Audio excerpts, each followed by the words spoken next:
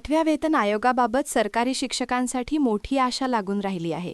शिक्षक संघटनांनी आपल्या प्रस्तावाला एंट्री लेव्हल शिक्षकांसाठी 1.34 लाख रुपयांपर्यंत बेसिक सॅलरीची मागणी केली आहे. इतरही अनेक मागण्या केल्या आहेत. केंद्रीय सरकारी शिक्षकांचे प्रतिनिधित्व करणारी संघटना प्रगतिशील शिक्षक न्याय मंचाने 8व्या वेतन आयोगाला आपला मेमोरेंडम सोपवला आहे.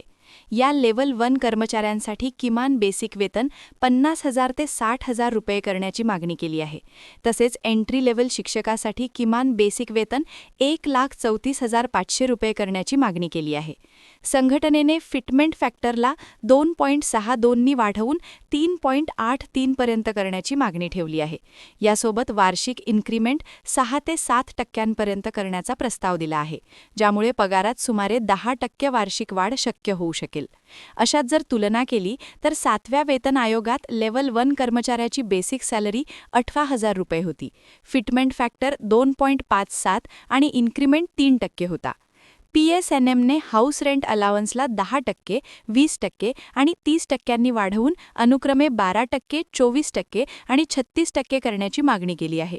ट्रान्सपोर्ट अलावन्स देखील वाढवून बेसिक सॅलरीच्या 12%हून 15% करणे आणि न्यूनतम 9,000 रुपयांपर्यंत निश्चित करण्याची मागणी केली आहे. क्या हुआ बहू? माँ, पाइल्स की बहुत तकलीफ हो रही है. तो तुम गुदरोग सर्जन के पास क्यों नहीं गई? देखो, जैसे हार्ट के लिए हार्ट स्पेशलिस्ट, ब्रेन के लिए ब्रेन स्पेशलिस्ट, तो पाइल्स के लिए पाइल्स स्पेशलिस्ट क्यों नहीं? स्त्री हो या पुरुष, टॉयलेट में तकलीफ केवल पाइल्स ही नहीं और भी कई प्रकार के गुदरोग तथा कैंसर भी हो सकता है. इसीलिए इसकी प्रत्यक्ष जांच जरूरी है. ठीक है माँ, पर जांच के लिए हम जाएंगे कहाँ? वही काले आयुर्वेदिक पाइल्स हॉस्पिटल में. लेकिन माँ, प्रेगनेंसी में पाइल्स की दवाइयाँ? प्रेगनेंसी में आयुर्वेदिक दवाइयाँ सुरक्षित होती है.